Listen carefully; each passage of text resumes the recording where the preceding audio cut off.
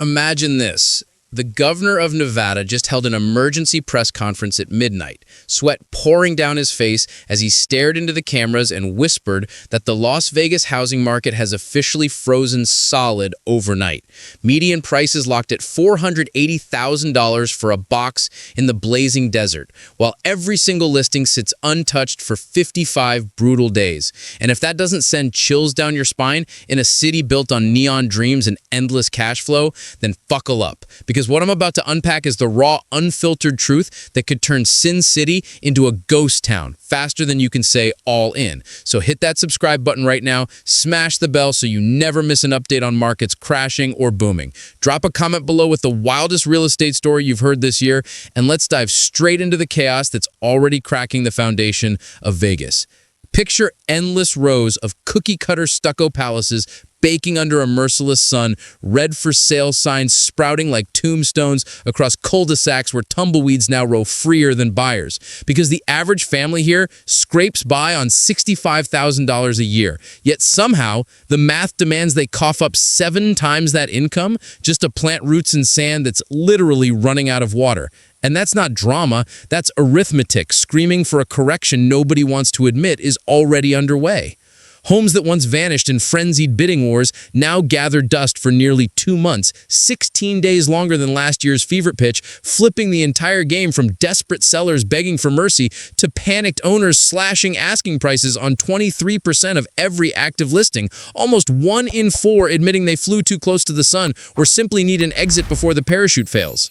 Cash-rich investors, the hedge funds and private equity vultures who swooped in treating subdivisions like stock portfolios, now control a full quarter of all transactions, scooping properties not for families to raise kids, but to flip into rental machines that are suddenly choking on vacancy because tourists aren't filling short-term pads the way they did when hotel rates were sky-high and party houses ruled the night. Rents climbed for years, sure, but they've slammed into a brick wall as locals choose roommates, pile into parents' basements, or bolt for cheaper zip codes, leaving yield spreadsheets bleeding red and forcing the smart money to eye the exits before the music stops entirely. The California exodus, that golden river of Bay Area refugees fleeing million-dollar shacks for Nevada tax breaks, has slowed to a trickle as remote work policies evaporate and bosses demand butts back in San Francisco cubicles, erasing the very fuel that inflated Vegas prices beyond any sane comparison to wages earned by the dealers, bartenders, nurses, and teachers who actually keep the lights flashing on the Strip. Convention halls that once pulsed with corporate millions still echo half-empty. International flights land lighter than pre-2020 levels, and sports betting, the exclusive ace Vegas held for decades, now spreads legally across 40 states, diluting the magnetic pull that once dragged high rollers straight to the desert. Even the shiny new Formula One spectacle, hyped as an economic adrenaline shot, mostly delivered gridlock traffic, construction nightmares, and locals muttering that the glamour never trickled past the grandstands. Water, the silent assassin nobody dares mention in polite company, looms like a guillotine over every rooftop because Lake Mead sits at record lows, exposing a ghostly white bathtub ring that climbs higher each season, while the federal government rolls out tiered cutbacks, each one slicing deeper into the 90% of the city's supply, piped from that shrinking reservoir, translating directly into pricier bills, stricter building permits, and a hard cap on how many more fountains, pools, or subdivisions can ever be born in a metropolis literally surrounded by bone-dry wilderness. Insurance carriers, meanwhile, sharpen their pencils and hike premiums as summer highs push past 120 degrees, air conditioning units groan around the clock, and wildfire risk creeps closer to suburban edges, turning homeownership from a wealth builder into a slow financial bleed that outpaces both inflation and paycheck growth. Construction cranes that once stabbed the sky in every direction now freeze mid-pose. New home permits plunging because builders see the inventory glut coming and refuse to pour concrete that might sit unsold or force fire sale discounts. A stark admission that demand has evaporated faster than morning dew on a Vegas sidewalk. The psychological flip is brutal. The fear of missing out that triggered $50,000 overbids has morphed into sheer terror of catching a falling knife, of locking into a 30-year mortgage only to watch equity vanish the moment reality reasserts itself. Flashback to 2007, and the chorus was identical.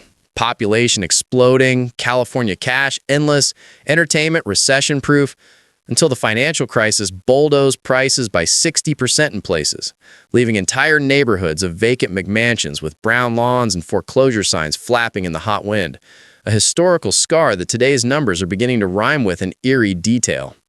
First-time buyers, the lifeblood that lets current owners trade up and keeps the ladder intact, have vanished to historic lows, freezing the entire chain as move-up hopefuls stare at starter homes nobody wants, creating a market reliant solely on all-cash speculators who can vanish overnight the moment spreadsheets turn south.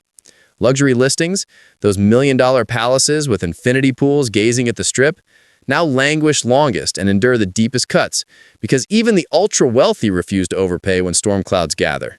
And once the top tier retreats, the ripple crushes every rung below. Short-term rental empires built on Airbnb gold rushes now teeter as city ordinances clamp down on party houses, hotel rates undercut private pads, and tourist habits shift toward all-inclusive resorts, leaving investors with negative cash flow on properties bought at peak euphoria. Commercial arteries feeding residential demand pulse weaker too. Casinos trim staff when margins tighten. Retail corridors darken. Downtown office towers echo with vacancy. Each layoff another local family rethinking whether they can still swing a mortgage on service industry wages. Credit markets tighten the noose as banks demand fatter down payments, pristine scores, and reams of paperwork, slamming the door on the loose money era that floated this bubble skyward and guaranteeing fewer qualified buyers in a city where the economic base remains stubbornly tied to tips, comps, and gig shifts that evaporate the moment a convention cancels or a recession whispers. Demographic tides are helping either. Retirees who once flocked for sunshine and zero-state income tax now reconsider as triple-digit heat waves stretch longer, healthcare wait times balloon, and the true cost of living, electric bills, water surcharges, skyrocketing insurance, erases any illusion of bargain paradise. The disconnect between headline median prices and the gritty reality of today's closed deals grows wider by the week because those $480,000 figures still reflect sales locked in 6 months ago under rosier rates and rampant optimism, while fresh contracts swim in concessions, seller-paid closing costs, and quiet price drops that haven't yet polluted the official stats but absolutely signal the correction already in motion. Smart money moves first and loudest. Private buyers grow pickier. Institutional funds pause acquisitions. Builders mothball projects, insurers jack rates, water boards enforce rationing. Each decision an independent data point converging on the same inevitable conclusion: a housing market detached from wages, water, and economic horsepower cannot defy gravity forever. This isn't prophecy or pessimism, it's physics, economics, and history shouting in unison that desert boomtowns run on finite resources and fragile sentiment, and when both near exhaustion, the snapback arrives either as a slow bleed over years or a violent reset that wipes out equity in months. The party's dimming, the desert is thirsty, and the numbers don't lie. So if you're holding Vegas real estate, betting on another miraculous moonshot, consider cashing chips before the table flips. Because working families can't stretch to 7 times income, investors won't subsidize losses indefinitely, and Mother Nature doesn't negotiate with optimism. Stay sharp. Keep watching. Share this with anyone eyeing a Vegas move, and I'll catch you in the next breakdown the moment fresh data drops.